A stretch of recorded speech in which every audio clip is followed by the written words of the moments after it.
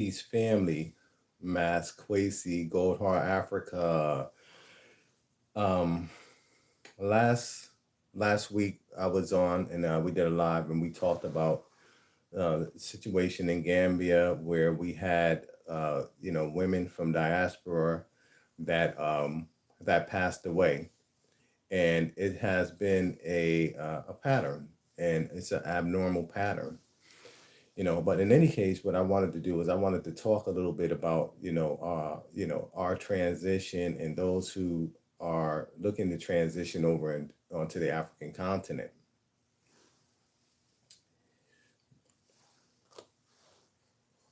This is coffee. I was drinking. I had a cup the other day. This cup, I was drinking my coffee out of it, and my nephew was like, "Oh, you need to get a coffee mug or a thermos because they're gonna think this is like some type of drink." I was like, "Man, brother, they can think whatever they want to think. I'm gonna have my coffee. I'm gonna drink out this cup because that's what's available." So in any case, I'm drinking my coffee here. Africa has become it has it has changed from what we perceive it to be for us, years ago. It's become very, very difficult to live and thrive on the African continent. And I'm going to speak about Gambia because I know Gambia. I've been living there for a while, and that's what I'm going to talk about. However, we've been seeing a universal pattern of, just people going over to the continent, attempting to make a transition there, and failing and returning back. There's many obstacles that you'll have as a business person or entrepreneur or just an individual moving over into the continent. Power is a big issue. Having power consistently. If you're going to transition over to the continent and you're planning on living in Africa anywhere, you will not be able to have the quality of life that we have here in the States unless you have solar power in your house. You have to have solar power. And I cannot stress this enough. I don't know what happened over the last year or so, but it seems like there was an intentional attack on the grid in the Gambia. The internet, and I don't care what internet you have, QCell, a net page, whatever internet service that you may have here, you may have experienced that at a certain time the internet will stop working. And this is it's very disheartening. It's very disheartening because you have all of these infrastructural challenges in the Gambia and other parts of Africa, and then compounded with our division, compounded with our ignorance. It only has made the situation almost an impossible situation to thrive. There was a time where a few years ago the internet was working to the degree where we were able to have a lot of progress. We were able to get on the internet. We were able to, and it was still kind of bad, and they're still having problems. But in order to offset that, what we did was we had multiple computers, we had solar power, and we had multiple internet. So if we found that one internet service was going slow, we would transition over to another internet service. And this conversation, if you're watching, this conversation is going to get to a deeper level. However, we're going to address just the infrastructural issues that we had, and it's been sitting back. I mean, I've been sitting back, and it's been on my mind to get up here and to speak to the people that's out there, especially people that are my subscribers and people that have been watching me, and people that have maybe been wondering, hey, where's Kwesi at? What Kwesi, or, what has he been up to? Over the past 9 months, it has become so difficult to operate in the Gambia and communicate, as far as business with the West, there was many nights that I would just lay down in defeat because I could not use the internet to do things, to do my business, especially like dealing with credit and financial business and things like that, where you need to go onto banking websites, credit websites, checking credit cards. Those sites, for some reason, they particularly have a lot of issue with operating. Then at a certain time, it seems like the internet, they would shut the internet off completely. They would shut it off completely. And this has become such a tragedy in terms of the development of the Gambia, and what I was doing there in the Gambia.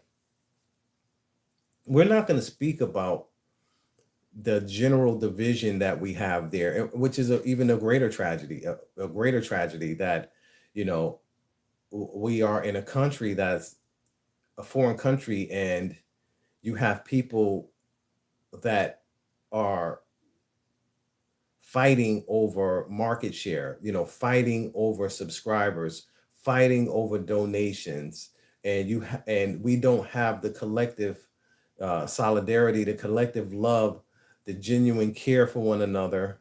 Although you may hear people say it all the time that uh, you know, they're for the black people and they're supposed to be pan Africanist and things like that. It's not real. It's not a real thing.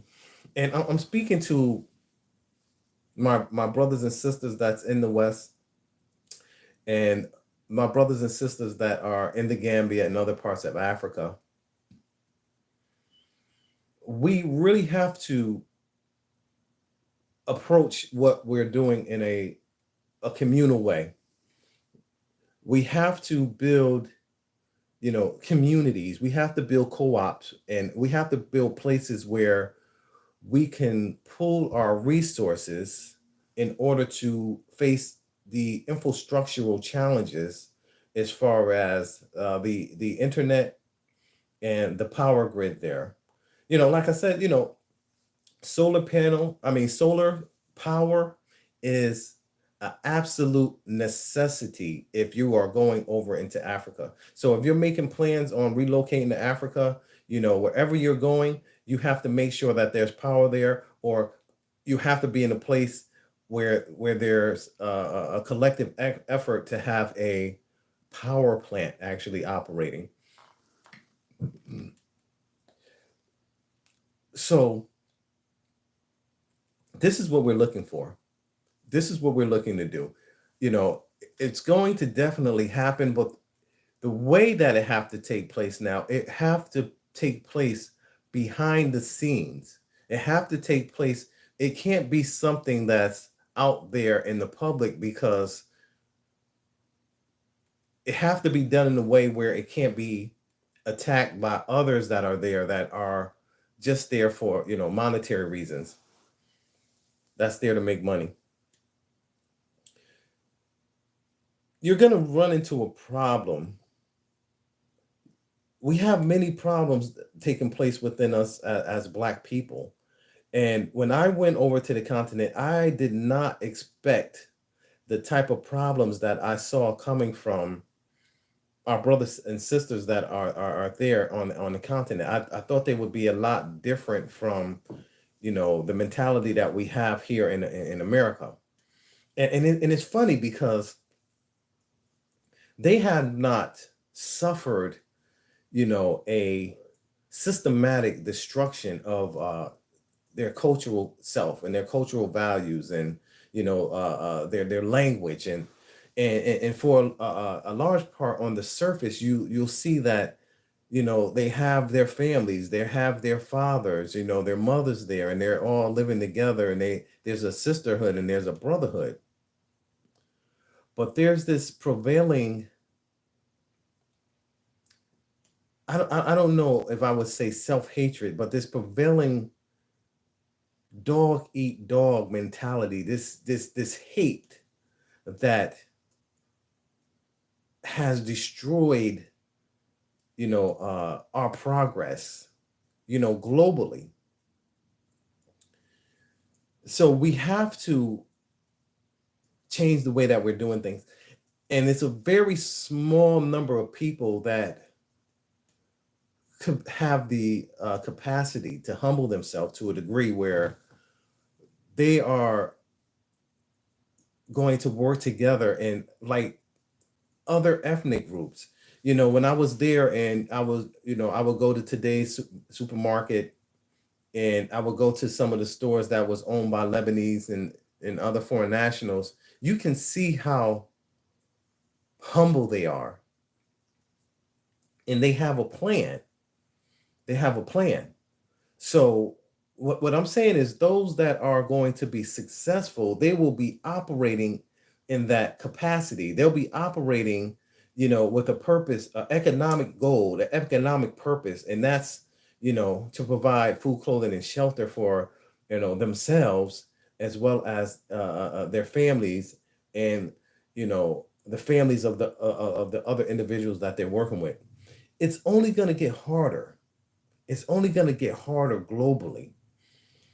I was looking at a study that was done, and it was talking about the blacks here in the U.S. and how, we are going to spend $1.8 trillion, $1.8 trillion, up from $1.6 trillion in 2024. However, household wealth is going to go down by 14% in our community. I don't think that it's a situation here that could be reversed. It's not, it's not a situation that could be reversed because it's just not an environment that's conducive to economic development and and financial freedom for our people. And I'll give an example. Here it's very difficult to have ownership. It's very difficult to own a home. However, in Africa, you can. You can own land. You can buy land relatively cheap. So that gives us a place now. We have a base. We have a place where we can buy land and we for ourselves and for our family, and that gives us a goal because many of our families have not achieved home ownership. Not only could we buy homes, we can build businesses, we can build establishments, and we can build buildings. We have to have hubs. There's a sister that I met in Africa in the Gambia years ago. Her name is Kim, and she has a program called Sheroes. And as I was speaking to her, she was saying, we have to build districts. We have to build districts. And that's the only way we're going to survive. We are actually witnessing people coming to the continent and then within a few short years passing away. So that in and of itself is contradicting, the idea of us being able to go to Africa and, have prosperity, have longevity of life, and being able to, grow. And now it's getting to a point where these circumstances surrounding the deaths need to be investigated. In Africa, it's not like the US. If somebody died, they do not do autopsies. They don't do autopsies. So that's one area that is a huge gray area for us going into an environment where we're vulnerable. Three people within 18 months that we know about. I know a few others that passed away in the Gambia. However, how they passed away, we will never know. We will never know if it's something nefarious taking place or if it was natural cause. But what we do know is that people are coming over and they're making substantial amounts of investments there, and they're passing away in a short period of time. So there's a couple things that's happening there.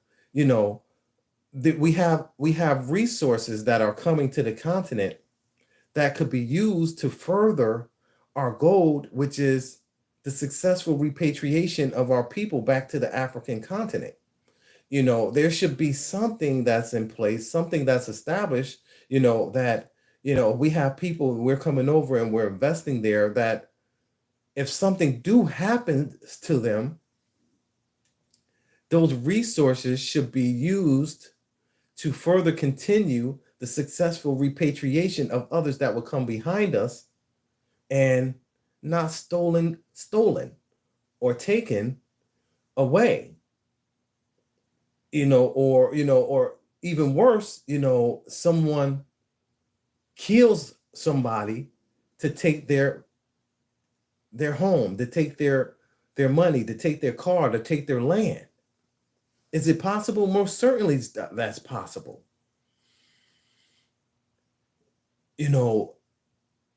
From what I've seen, what we know, that it's very corrupt in Africa.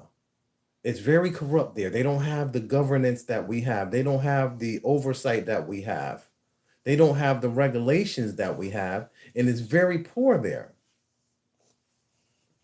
So the inclination in human nature to be corrupt is ever present. It's ever present.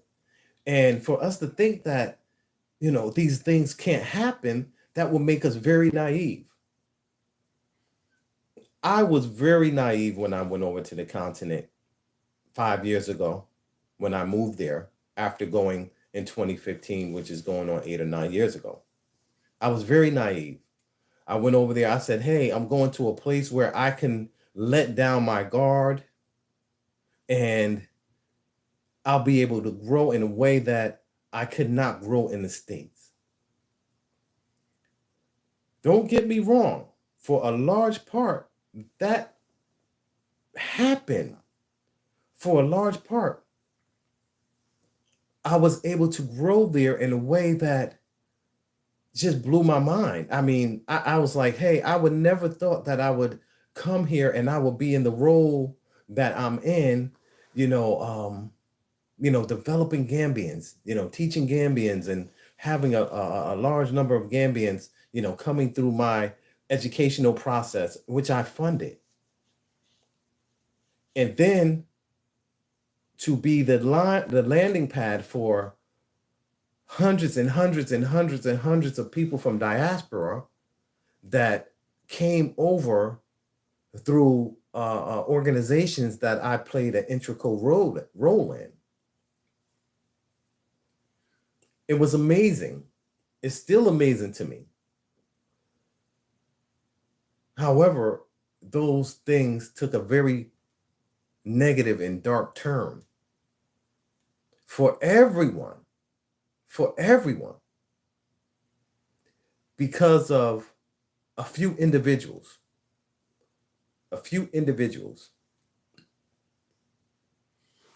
And the lack of our community to stand up in the face of wrong and stand on the side of right. Okay, Sister Wonderlust, she said it doesn't sound safe at all to make a large investment in the Gambia.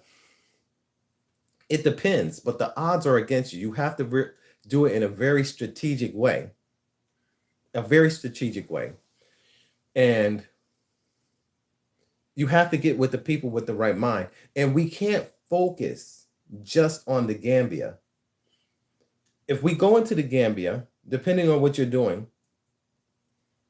okay, Mount Wanaba, Wantabu Academy, saying preach, and I'm just speaking from what I've experienced and what I know, okay? When I went to the Gambia, I came from a background of entrepreneurship. I lived in Atlanta, Georgia, and I did very well there, built a large national network, which became international when I started outsourcing in Gambia. I was in Gambia 2.5 years, working before I left out of my compound. I was just there chilling. Many of you people check my channel out. You guys can go back about 5 or 6 years. I was there before many of the people that came later on and got YouTube channels. I was there living a great life, 7 minutes away from the beach. The weather's wonderful every day. The people are beautiful, beautiful. But the way that things unfolded caused a lot of problems. It caused a lot of problems. And for a large part, the program that we had in place was a community.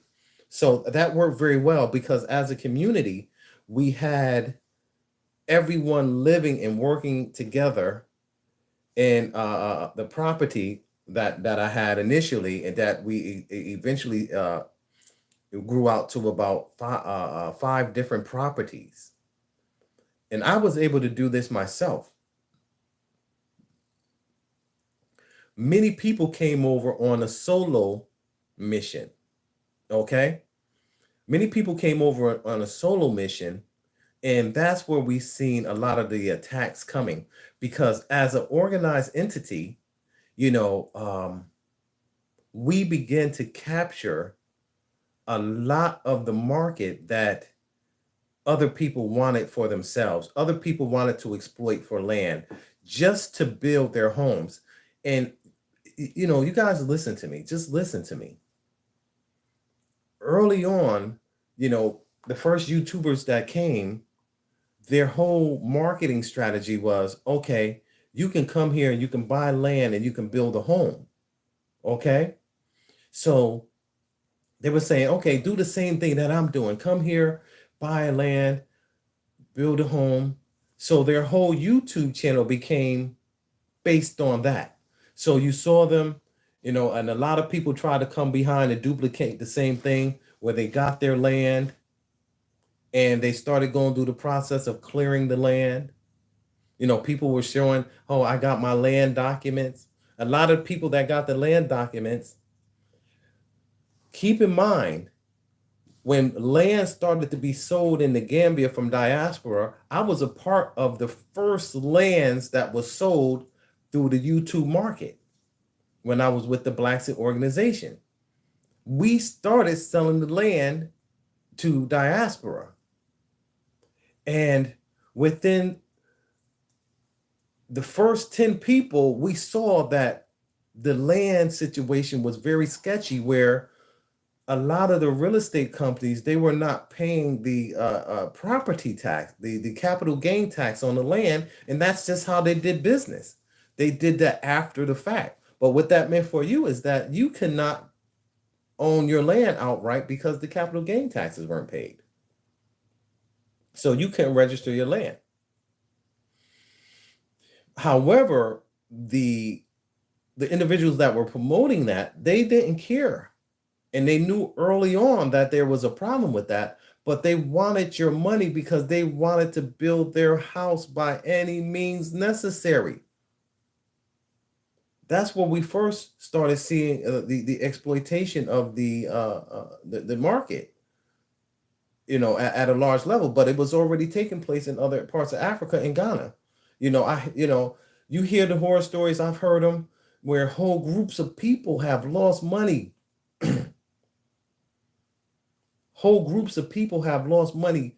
Thousands and thousands and thousands of people have brought in to the idea of having a piece of Africa and buying land, and they lost their money. We have to, not that there's not a safe way to get land and buy land, but you have to utilize a lawyer, and you have to know what you're doing, and you have to go over there. You have to go there first. Just don't send your money. Don't send your money. unless you really, really know somebody and you really part of somebody that's been committed to doing the work, and you know that there's other people that's there that laid the foundation and your investment is secure. But that doesn't happen most of the time.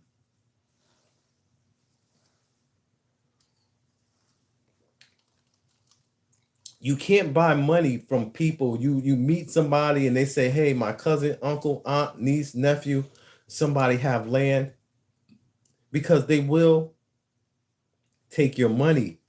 They will take your money. They do not care. People will come around you and they will, just like in the States. And I think it's even more sinister there, because it's like you don't expect this from you going to Africa and you was like, hey, this is our people. They got their culture. They didn't come through the slave trade. They didn't go through the seasoning process. They didn't go through the breaking down process. They didn't, go through the Willie Cinch, process where they were divided and turned against each other. They don't come from a capital construct. They don't come from an environment of materialism. They don't come from an environment of individualism. So you don't think that a person will take your money. They will blatantly take your money from you. There's so many great areas in getting property and getting real estate. One of the first properties, I was blessed not to have a lot of problems, because I married when I went there. That was one of the first things that I did. And I tell my story, really the first young lady that I met there, I eventually married her when I went there, because I had a plan. And when we got our first property, she actually, her and a good friend of mine, I just spoke with him. Those were the first two people I started training when I went over in 2015. And they went out and they found the property for me. So I was safe on that. But after I left out the property and I started to look for property for real estate investment and things like that, I really started to see the problem. Even though I would try to stay in the background, I would try to stay in the background and let my team handle the business and things like that. There's a situation where you have these agents out there where they'll make an agreement with the owner, and then they would upcharge you 50%, 100% of what you're supposed to pay. And then, you'll move into the property. And then a month later, you'll have the owner coming asking you, hey, how much did you pay? And you'll be like, oh, I paid this guy such and such. They'll be like, oh, no, you shouldn't have paid that. Now you have to give me more money. They'll try to extort you. The greed is real. It's real there. So we have to organize. There's many people out there that don't have any intentions on coming over to Africa. Many people that are there that look to exploit the market. And anybody that come that will tell you the truth and speak the truth of what we need to do, they want to attack them. Automatically, it just builds up this hatred inside of them to see something right, to see something good for our people. Because they want your money. They want your money.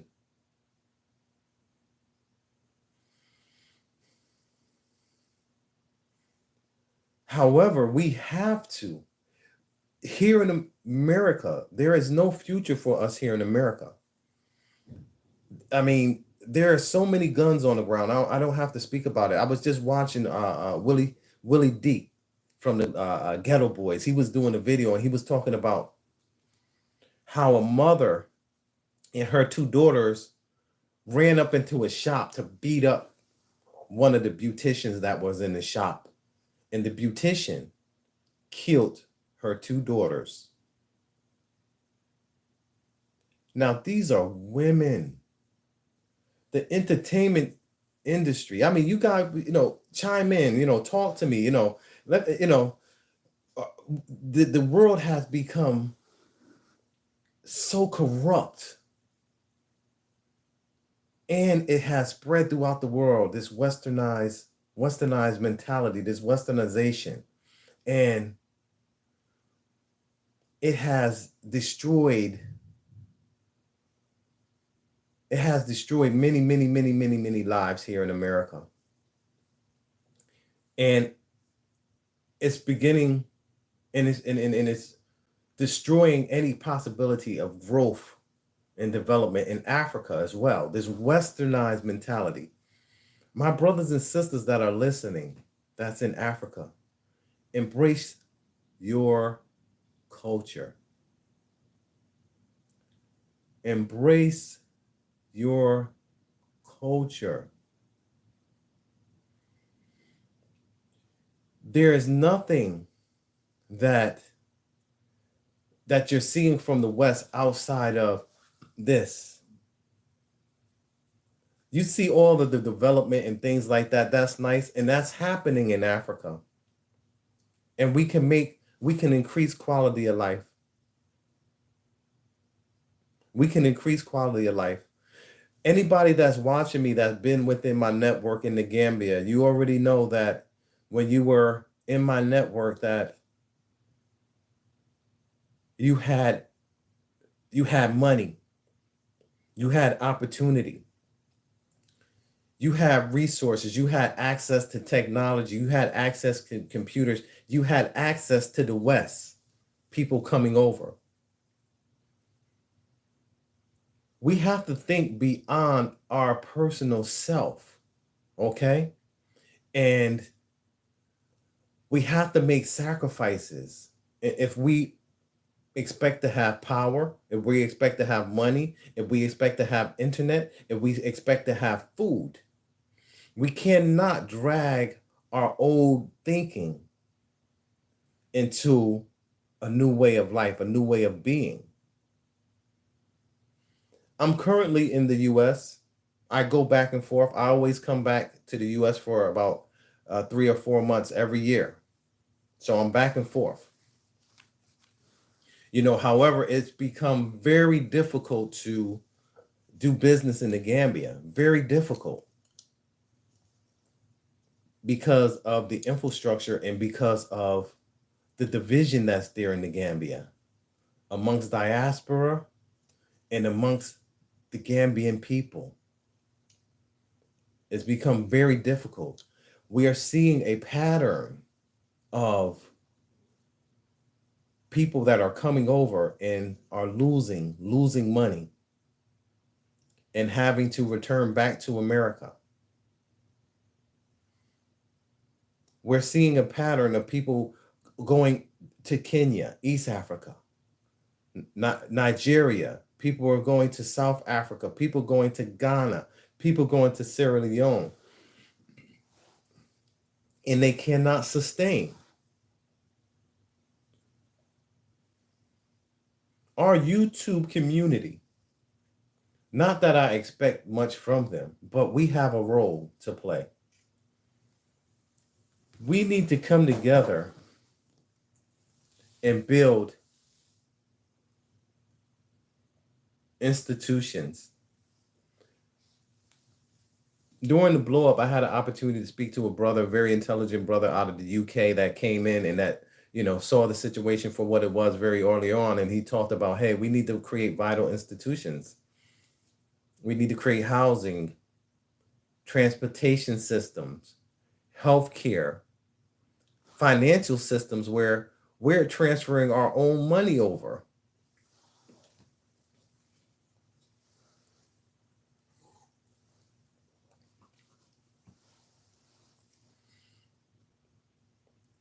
A lot of the YouTubers that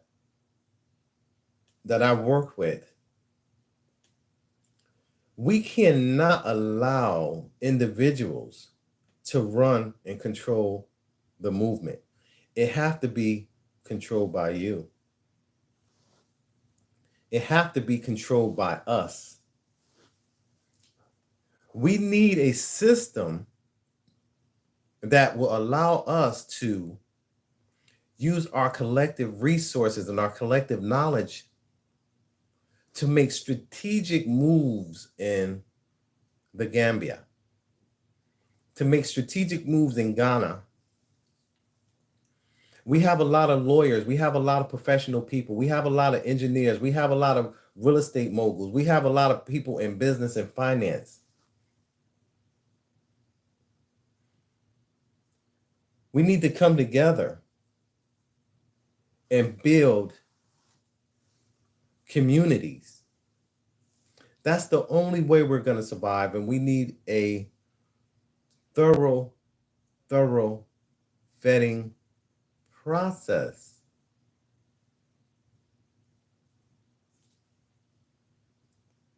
We need a thorough vetting process. This is the only way.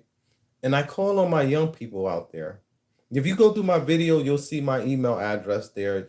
Reach out to me, Kwesiboyd@yahoo.com.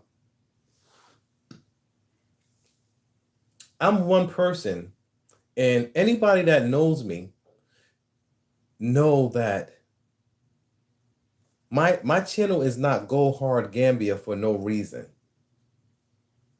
We, as far as my team, you've seen us putting in work. You see me putting in work with Gambians. Not many people can say that they have been able to empower Gambians and work with Gambians without belittling them, without, downing them or looking at them in a way like, they're not intelligent people. This happens all over, and this is the arrogance, and that's why a lot of continental Africans do not like people from the West, because of this arrogance.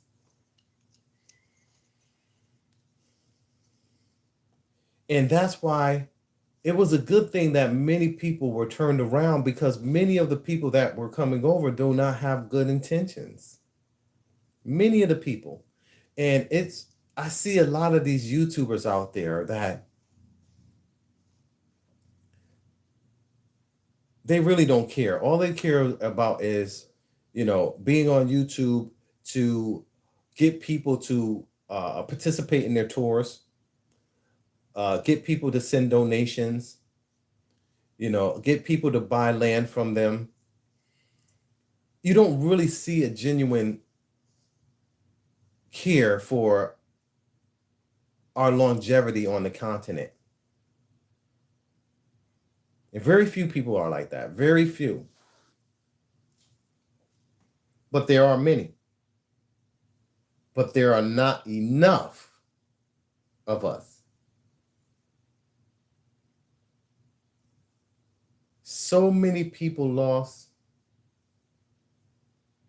Me personally, I saw at least 1,500 people lose. At least 1,500 people lose out on money, lose out on land, lose out on businesses because of the few YouTubers that were there in the Gambia. And we're just talking about the Gambia. Tens of millions of dollars were lost and stolen in the Gambia. Tens of millions of dollars by a few people who have such great potential to be leaders. People that could have been 8-figure earners now. Hi, I'm a kid. Okay, super kid. Okay. If you're a kid and you're listening to this is good, because you could be doing something else that's not going to be of value to you. I have someone saying that they'll chime in shortly. I don't know who that is. But if anyone's interested in jumping on and speaking and having this conversation go, and I'll tell you, our young people, the world, everything that you see around you, the poverty, you have to get with people that are talking the way that I'm talking in terms of building. We have to build businesses, online businesses that'll generate money for us while we sleep.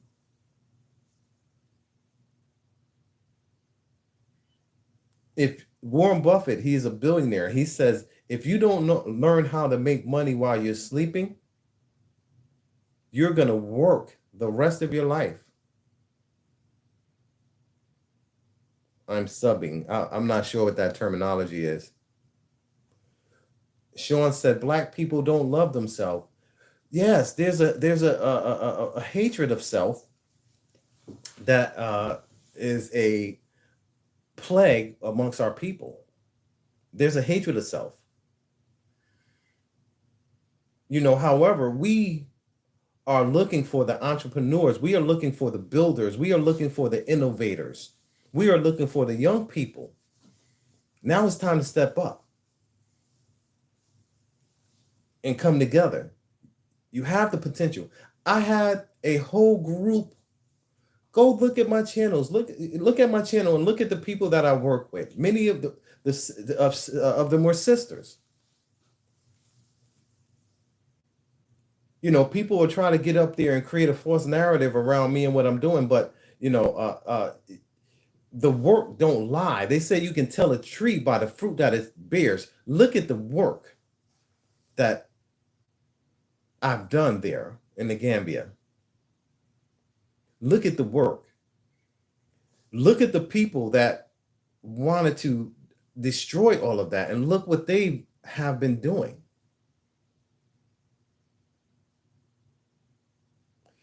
This brother says, starts with self-love and Black pride. Stop trying to be white. The Caucasian is a god in this world. This is the world that was for him. That's why he's a minority on the planet, and that's why he controls the global mindset. They call it white supremacy. So he has that. But we are living in a time, and we got to realize the Black man is the original man on this planet Earth. And many of our people do not know that. But when you think about it, that means that all other men have came from the original man. All the colors of the spectrum comes from Black. Okay? Out of Black, you can get every color, but you can't get Black out of colors unless you put them all together. Get a bunch of paint, red, orange, yellow, green, red, purple, blue, mix it up together. What does it make? It make Black.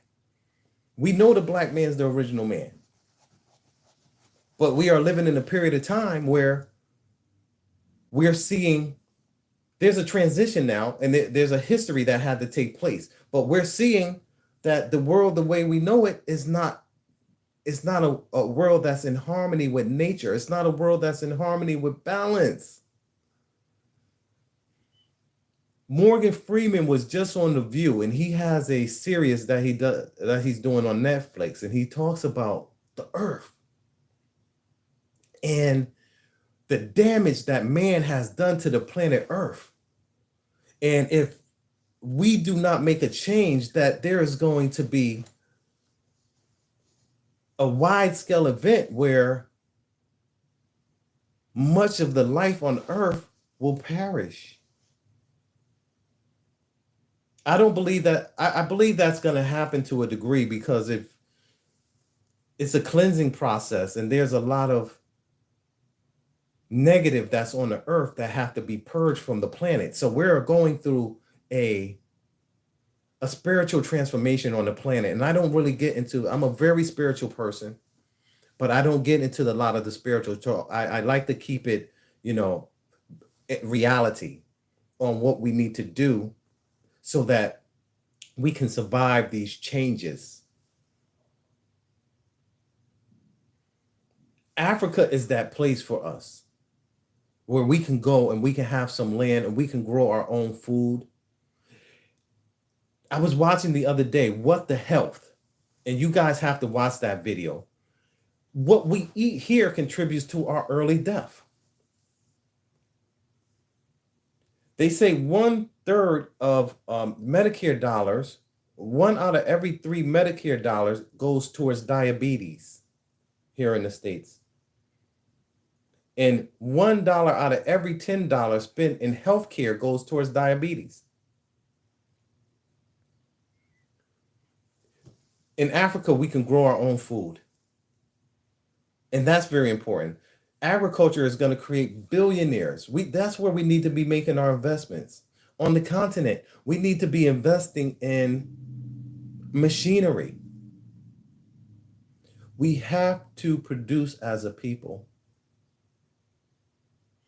Our greatest tragedy is that we have too many families that don't produce anything.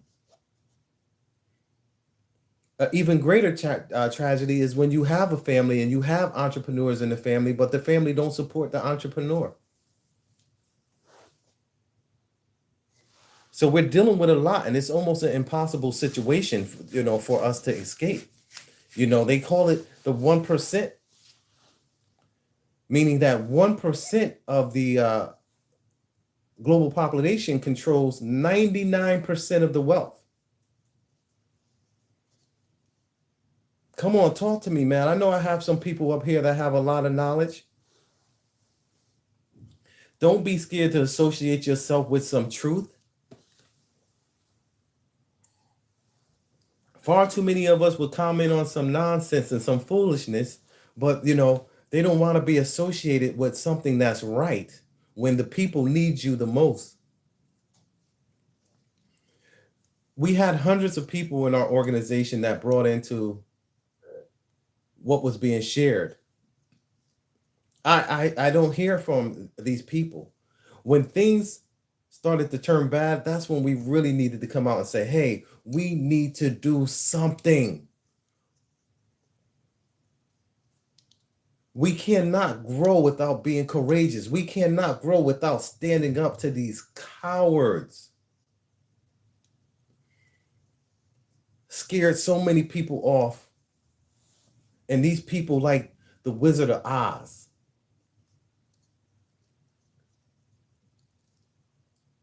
When you see them, they're just this little nothing. Nothing.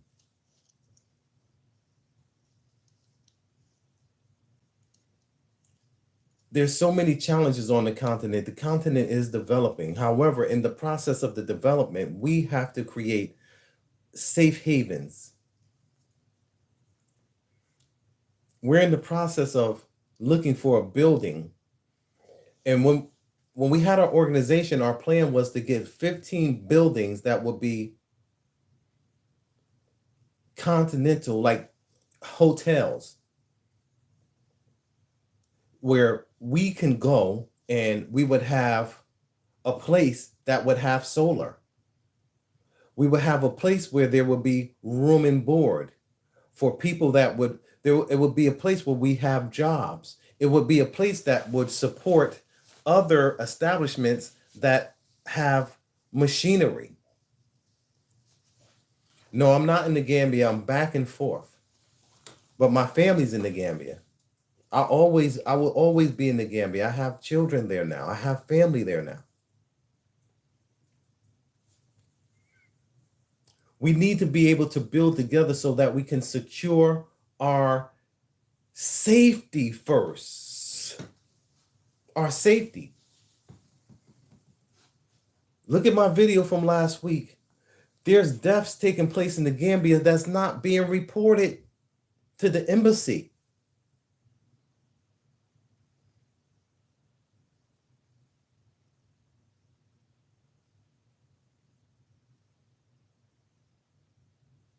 He said the sad thing is the things you're talking about that the Arabs and the Chinese are doing, and the Lebanese and the Indians.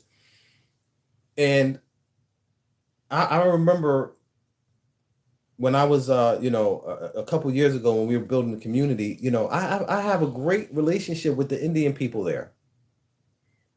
But it took a couple years of me just going, talking to them, being non-threatening.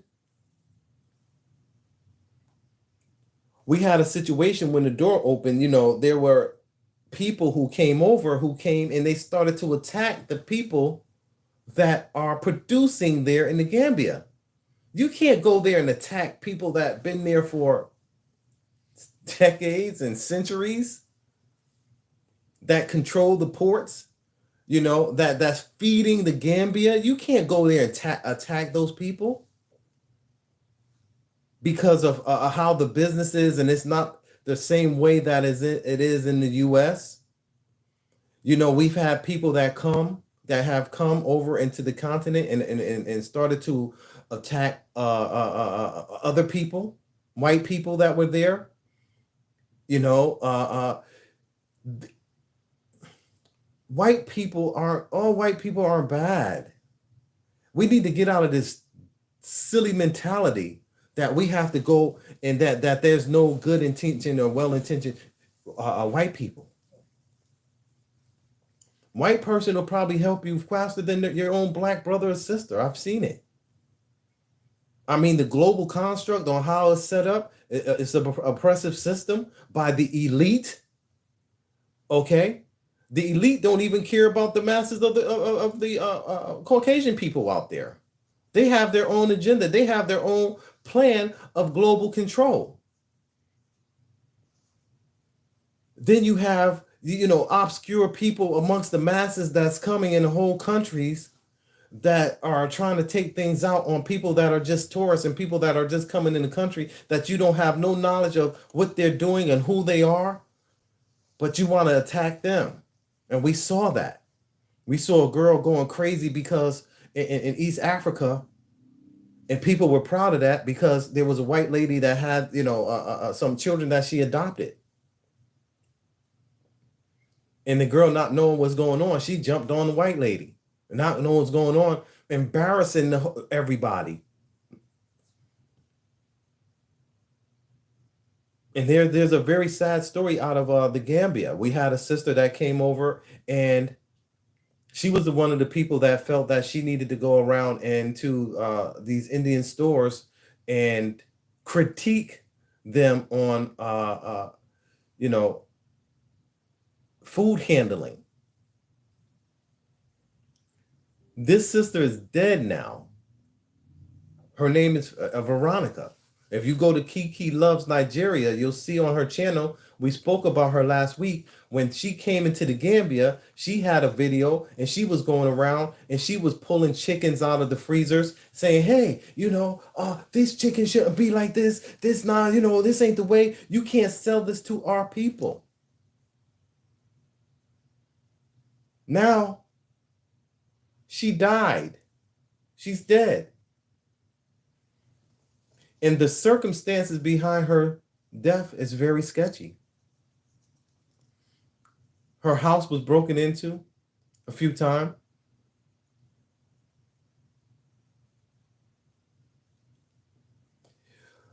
Her house was broken into. Hey, Sean, I wouldn't mind you coming on the channel to kind of, he said, brother, stop this nonsense message. The black man needs to help. That's the message that I'm sharing. I don't know. Okay, stop this nonsense message. I don't understand what you're saying because, my message is a message of self-reliance and being independent. Instead of coming over and complaining, we need to have our own stores. I just sat here and said that, Sean, do you mind coming on? I would love to talk to you and get an understanding. I'm pretty sure you have a lot to contribute because I did see you make some comments, but I think we just have a little misunderstanding there. Let me see. Hold on. Start a poll. They got a little something up here where you can actually add people on. I'm not going to go too deep into that, but we need to be self-reliant. We need to build districts. We need to build communities. We need to provide food, clothing, and shelter for ourselves. And as Sean said, we cannot be the victim, and we cannot play the victim. Our people that's out here that are builders, the people that wanted to be a part of the community, we need to continue to do that in a way that it's not in the front of the public because people will attack it. They'll attack it because of mistakes that they've made. We've seen people coming over to the continent complaining, and we've seen those people perish, literally. We've seen people come and get ran up out of the Gambia and have to go back home. Kevin, Kwesi, you make sense to me. Everything you said is facts. And you're talking to somebody that went over there, and I did it. I did it there. And I've always told you guys, you never see me walking around saying, "Hey, I'm at the monkey park. I'm here at Banjul walking around. I'm at the beach. I'm at this restaurant. I'm at this club." Well, only when Bomani came, I went out and hung out with Bomani. Bomani is a huge inspiration, and he's someone that has brought hundreds and hundreds and hundreds of people to the continent. He got the Black Africa for the Africans, and he's one of few brothers that's really out there laying the foundation, doing the groundwork, doing what we are supposed to be doing. And we have to come together as brothers. My people that are listening to this, that are watching me, that are around me, give up all of those false ideas that are not supporting us. The petty jealousy, the petty hate, the petty differences. Give up that stuff. Let's work together to secure ourselves first. It's not nice not having. It's not nice being in the dark. It's not nice being poor. It's not nice not being able to have a place that's yours, that you own. We've seen many people come over with the intentions on doing that and got taken for money. Look at these things. Just don't be oblivious to your life. Look at how hard it is to survive. Look how hard it is to live. Look how many haters out there. Look at how many people are misguided. Look at how many people we're here, facts being spread or facts being shared, and will go off into something that don't make any sense.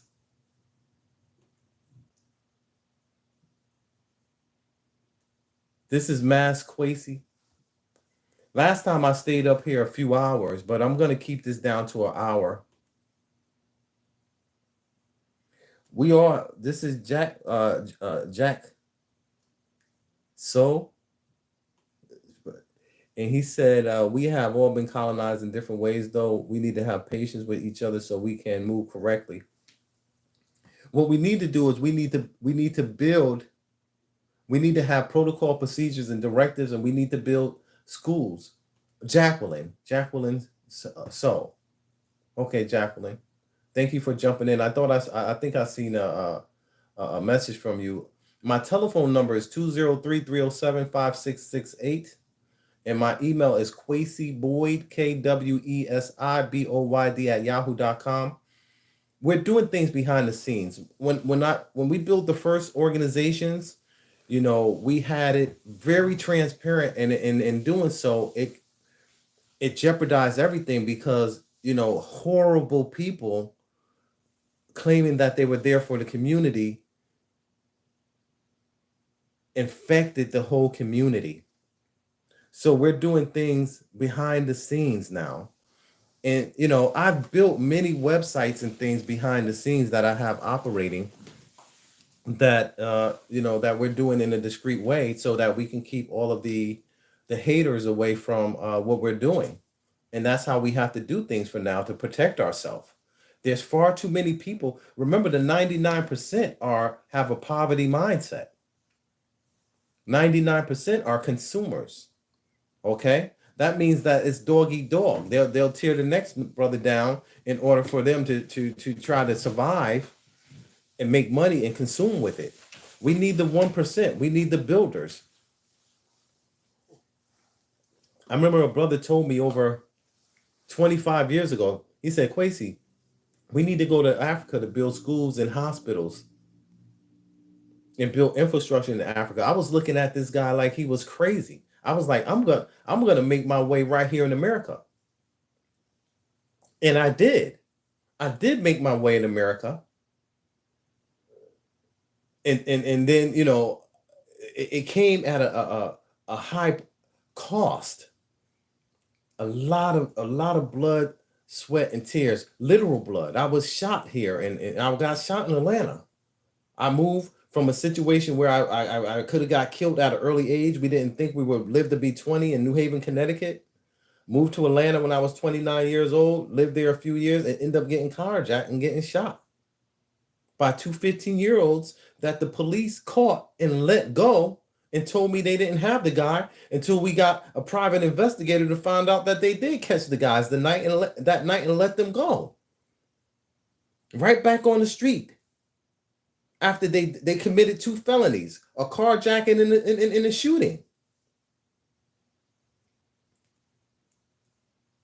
A lot of people, when I went to the hospital, I was in Grady Memorial Hospital, the lady there, a nurse, they was cleaning my wound. She was like, when she first came in, she was like, you're lucky because a lot of people don't come in here, they don't go home. She said, you're lucky. And she said, when I first came in, it used to make me sad to see so many Black people dying and getting killed with bullet wounds in them. Then she said, now I'm used to it.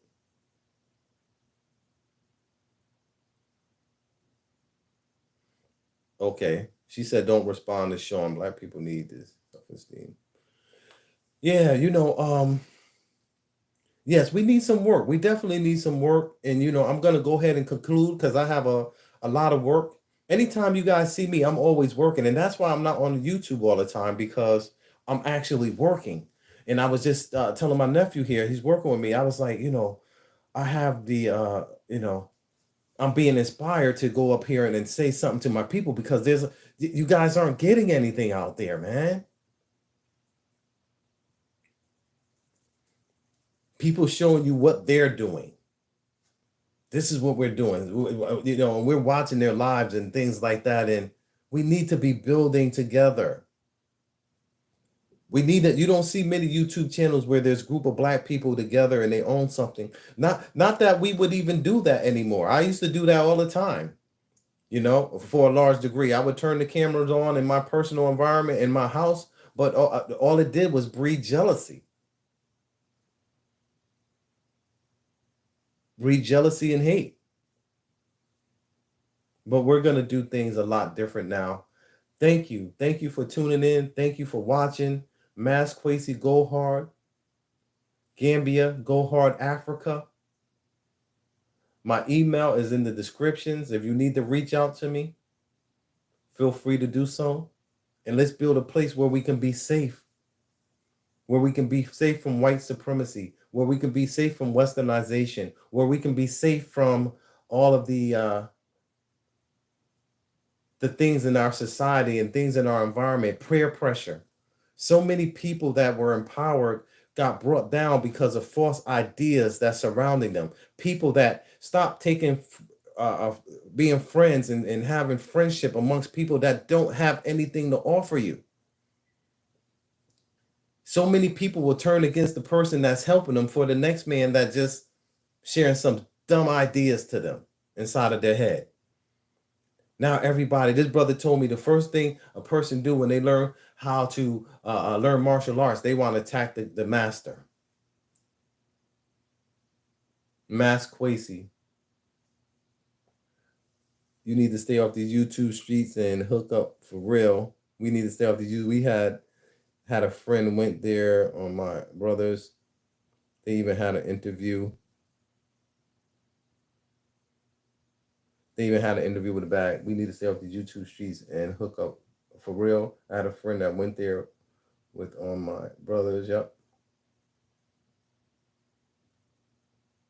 I can't tell them what to do. Like I said, a lot of people been out there long enough for us to have a place. I'll tell you, if I had 10,000 subscribers, we would have a big community. Let alone 20, 30, 40. We were supposed to build a community early on. Blacks's City. By now, that could have been a city like Taft City. We were doing that before Taft. You guys don't understand that Taft gave diaspora an opportunity. So he was going to build us a community. The YouTube person I was working with at the time, she turned it down because she wanted to get money from him. He said that he would finance the whole project. That Taft City that we're looking out there, that could have been Blacks's City.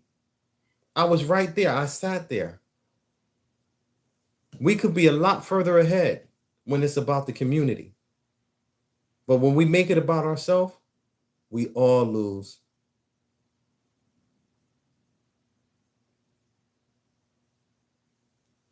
Jacqueline, you can reach out to me anytime. This is Mass Kwesiboyd, Gambia. Peace.